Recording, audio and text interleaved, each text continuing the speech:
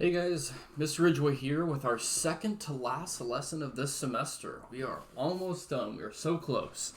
I thought that I would kind of put a lot of things in your warm up today. Sorry, I wanted to take a moment to pause there and think. So please make sure you check that out in our lesson. We're going to be wrapping up Reconstruction today. That's the general gist of what we're doing. But with that, I tried to kind of prepare you for kind of things coming up in the future, what limited things we have left. So first of all, and I just kind of used the class time as like a reminder of things.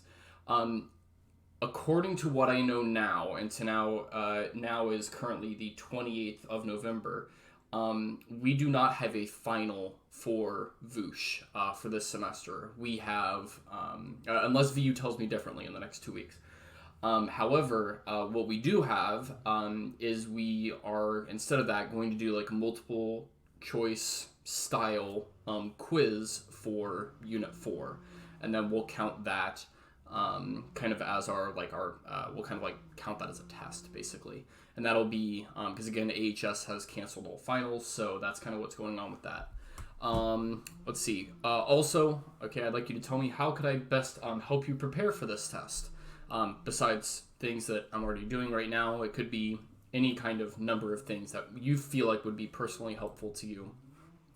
And then right here, okay, our last thing we need to do is, again, kind of our next chunk of our VU critical thinking paper thing. So again, go ahead, open that up, and here's all you're doing with this. Last class, you picked a primary source, right? Some document that's going to support the reason why you picked that time chunk as the most defining part of U.S. history up to that point. Now, you took a screenshot of it. You also have a screenshot of the citation. Here's all I would like you to do. Give a brief summary of your primary source. So like here, you can see in this primary source that blah, blah, blah, blah, blah, blah, blah, right?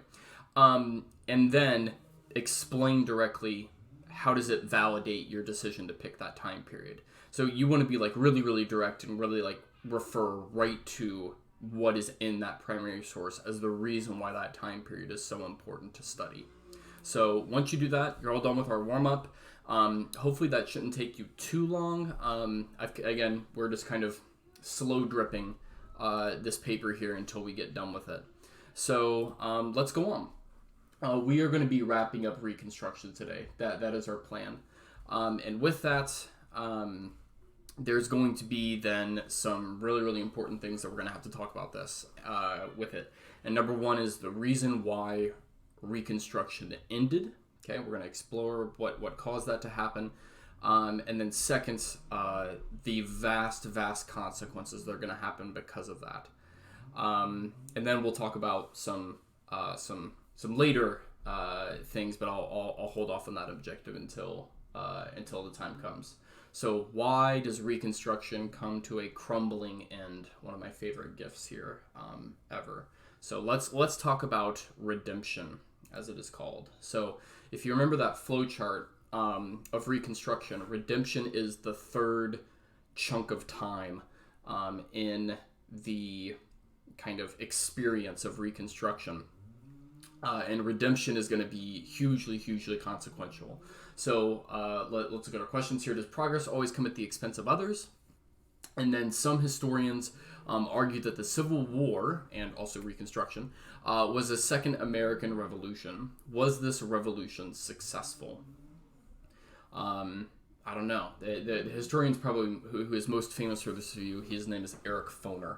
And he said that it's the Reconstruction was America's great unfinished revolution. Maybe there's some truth to that. So let's go ahead and just again do a quick recap here. I need to fix actually the font on this slide, but I'll get to that in a little bit. I can fix it now. We don't need to be lazy. So let's talk about again the three chunks of time that we've been dealing with. Okay. So Southern, why do I have Southern there twice? That's very odd. Southern. There we go. Okay. So, the reason why Reconstruction, again, can be confusing is because there's these different chunks of time that happen, right?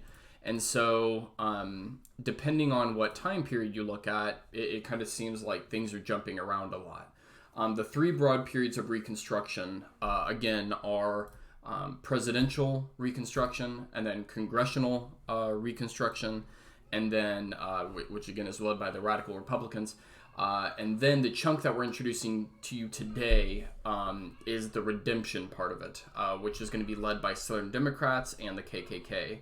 The thing that's a little bit deceptive about this that you need to understand, though, is that redemption for the South starts as soon as the surrender happens at Appomattox. They are going to be resisting what the North is going to be doing, in many cases, tooth and bone, to try to stop many of the changes that are happening in Reconstruction. Again, if you kind of look here, it's why the time periods to the left don't really make any kind of sense. But eventually, as we'll see, for different reasons, redemption is successful for these Southern Democrats and members of the KKK.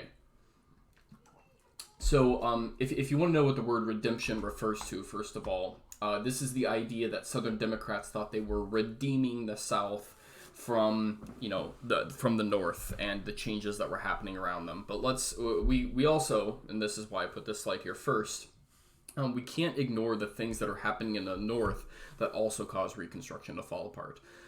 The first thing, is there was an economic depression in 1873.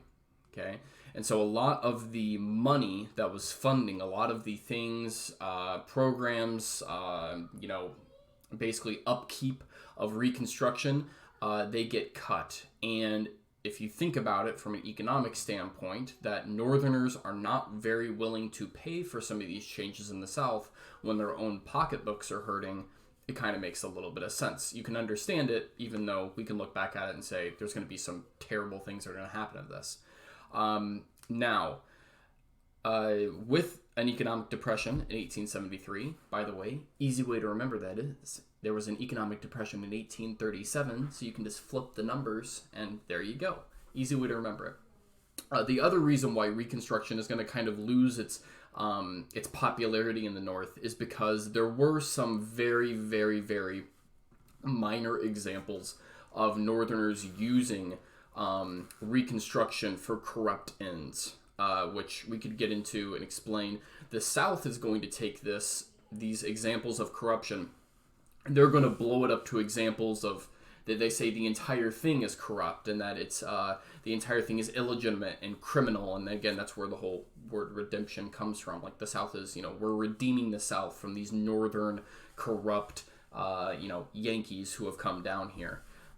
So with that, then let's kind of finish up the theme here for the North. Okay, I'll tell you also, again, from having researched and done a lot of archive diving in this area, that the North is also just tired of Reconstruction. And the reason why is, besides the Civil War had, by the time that we get to the mid 1870s, it had been going on for 15 years, if you want to put it like that.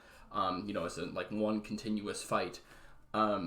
The North is just tired of fighting the South about this, and they're worn down by the Southern Democrats. They're worn down by having to deal with the KKK, and the bottom underlying picture that I want to kind of point you towards is that the North wants to get back to a time of small government that has an extremely limited social role. And this has to do with everything from spending, which I mentioned earlier, to not having so much money involved or that could be potentially corrupted. But here's the thing.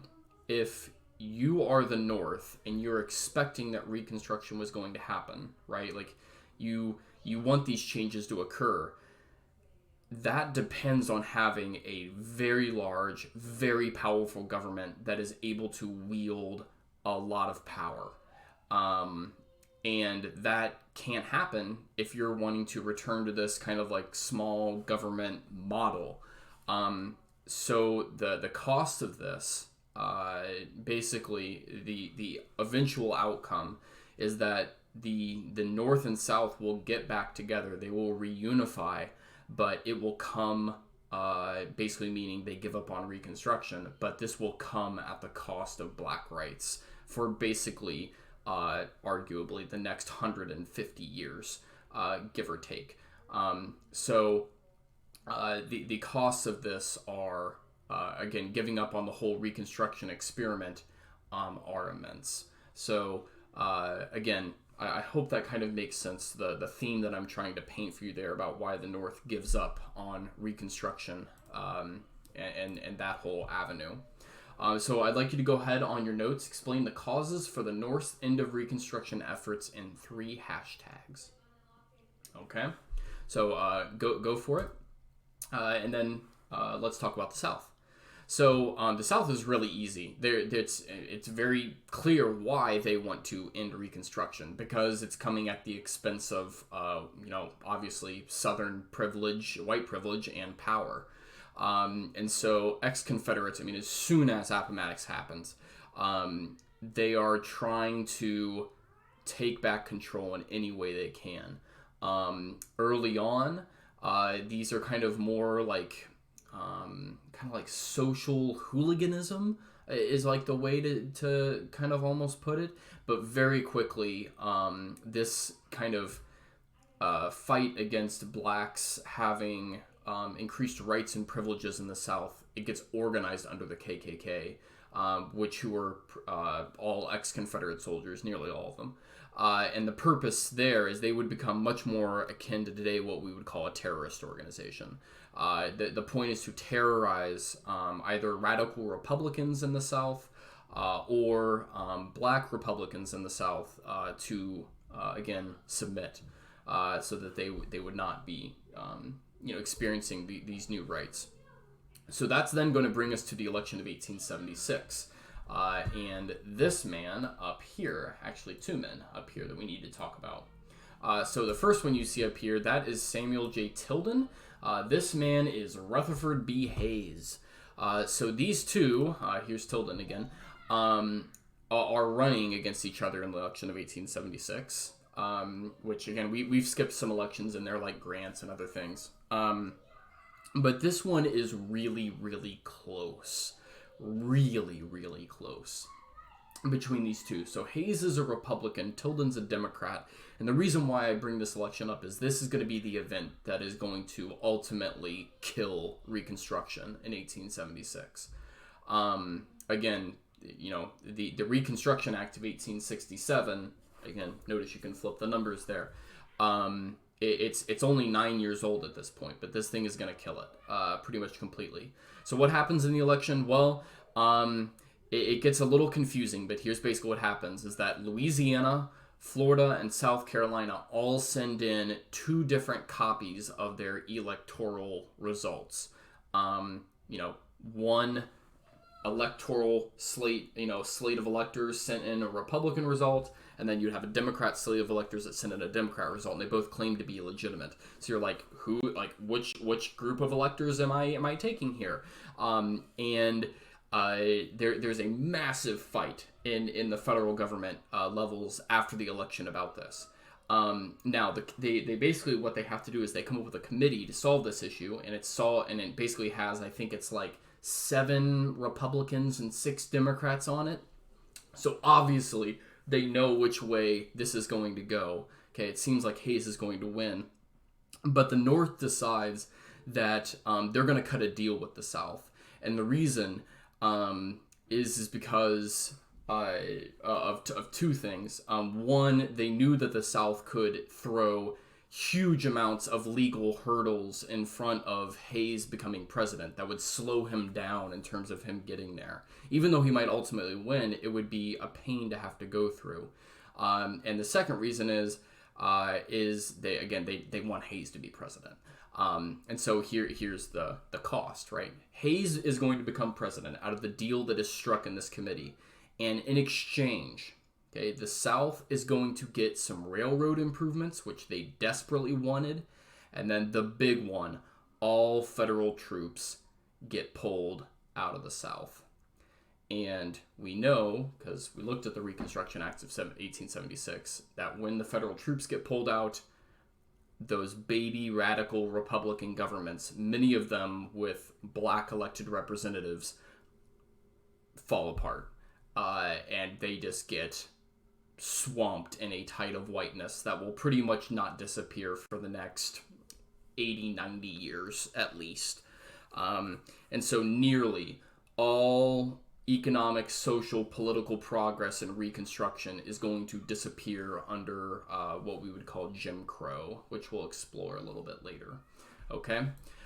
So that is going to bring the death knell to Reconstruction. So check out this Ed puzzle here. Again, consequential stuff. The last thing I'd like you to look at is a choose your own journey story. Actually, there's one thing after that, which is the KKK, which we'll talk about. And I'd like you to look at the struggle for Black Americans under redemption to just attempt to vote.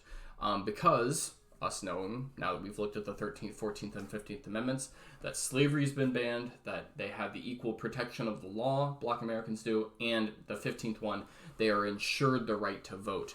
But that is not going to stop the South from stopping them. And this red button here, okay, what I'd like you to do is to try to experience voting in the South in 1875 and then compare that to Indiana in 2020. And it actually might surprise you.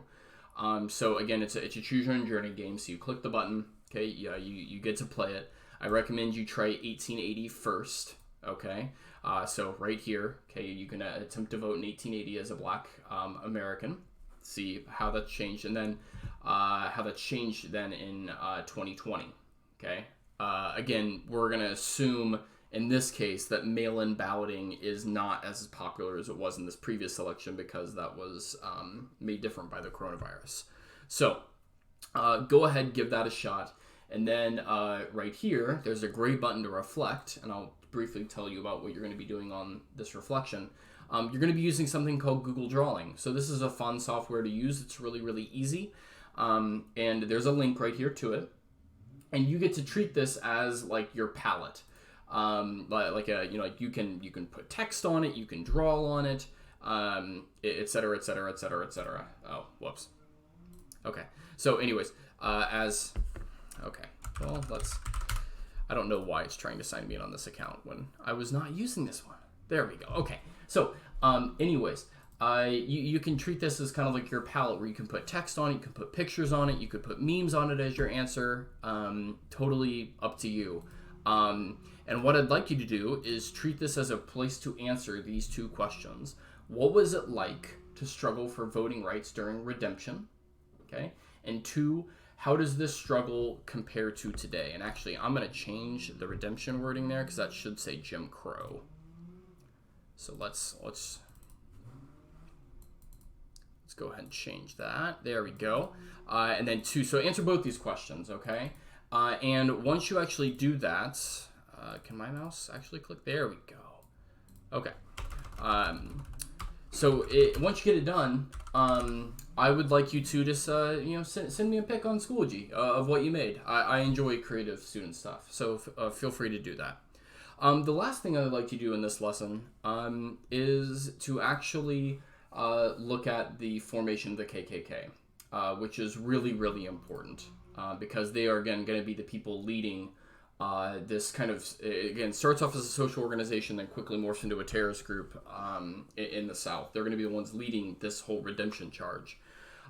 So right here, okay, the first one is a reading, and it's really, really valuable. You don't have to do this alone if you don't want to. The reading is decently long enough that you may want to consider partnering up.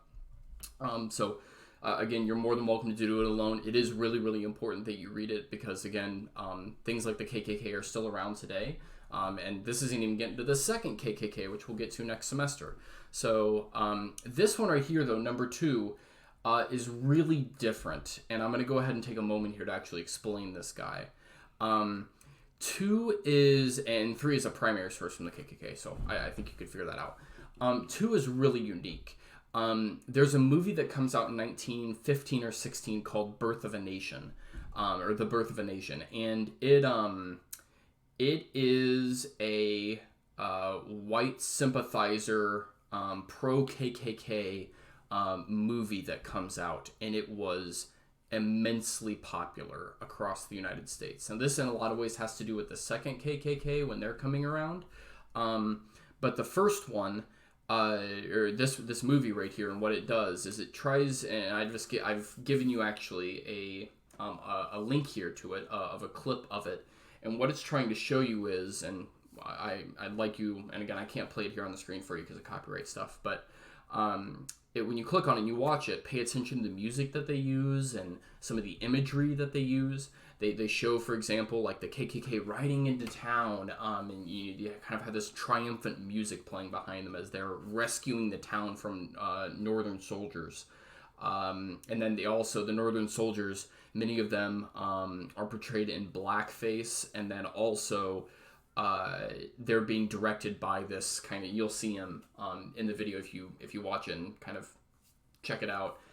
They're being directed by this corrupt Northern, as they were called, carpetbagger, a person who'd come down from the North to profit and make money. So it's a really, really interesting primary source that shows you how the Klan really visualized their own role in redemption. So check that out. Then to wrap all this up, and I will click this as homework, there's a form down here. And it's just several questions. You don't need to do a huge amount of writing with it. It's more or less just to check, like, did you actually, complete the work that you needed to. So, for example, what factors drew Southerners to create the KKK? How did Klan members repress black rights in the South? Today, besides as a hate group, it would probably be best to describe the KKK as a, how did the Klan perceive the history of Reconstruction? The end of blank resulted in the death of the Klan. And then what factors caused the rebirth of the Klan in the earliest 20th century? Just maybe a couple sentences there. Okay? So once you do that, that is the end of this particular lesson. And I'm going to go back and double check and make sure that I've gotten everything. I think I have. I think I'm all good. Yeah. So other than that, I will see you guys next time for our next lesson. Bye-bye.